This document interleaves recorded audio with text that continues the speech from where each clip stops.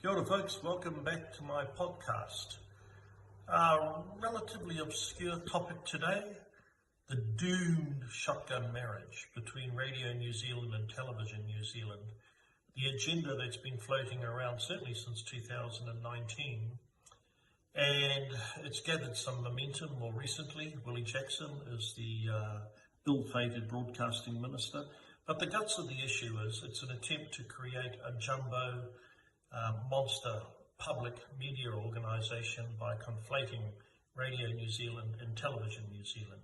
One of the worrisome things about this development is that it will be half public and half private.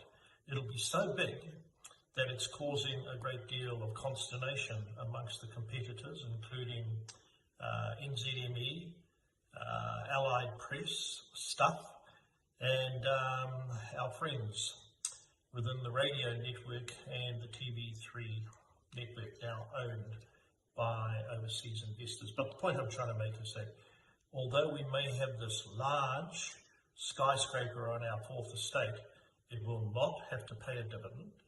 It will not be subject to the depredations of the Commerce Commission. It'll have a 30-year, $6 billion credit line to the Crown. And at the same time, it's going to be able to go out and harvest revenue, advertising revenue. That's probably why it's creating some anxieties amongst those other brands that I've just described to you. This has, I think, been built at about $370 million, an absolute waste of money when you consider how desperate things are for a lot of our families and the recessionary headwinds that are going to face a lot of businesses. $40 million, a substantial of that has already been chewed through by overpaid consultants as they try to polish up this dung heap. But the most important thing for us to bear in mind today is that the Select Committee on December the 14th, Wednesday, is going to sink its teeth into, I guess, Television New Zealand and Radio New Zealand, partly to do with financial reviews, but no doubt they'll put them on the rack as to whether these two organisations still want this large, jumbo, public sector media organisation. I'll tell you why it won't work, because there is no clear case that the government has put before the public justifying this enormous amount of expenditure. And secondly, there's huge concerns as to whether or not there's enough editorial independence, because the media, it's really important in a functioning democracy to generate quality information, try and strip it as much as possible of bias and other agendas. It's not always successful. After all, politicians and media occupy that same ecosystem. But you heard it from me.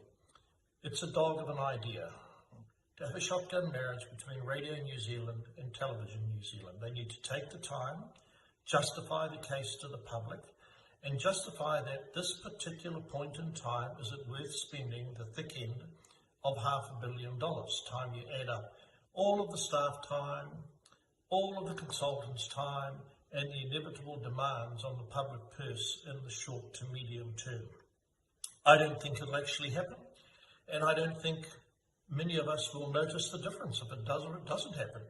Look, people have focused on the COVID protests down in Parliament, and it was volatile and distressing things were said, and it turned into a nest of unrest, but I wouldn't exaggerate a lot of the things that were said there. You can go to a Kainga Order settlement in the neighbourhood any hour of the night, and there's crazy guys wandering around. You can go to the motels in Rotorua and you hear just as offensive things. So don't use that particular incident to actually define why this is the right remedy to continue to provide niche content or promote high-quality current affairs media.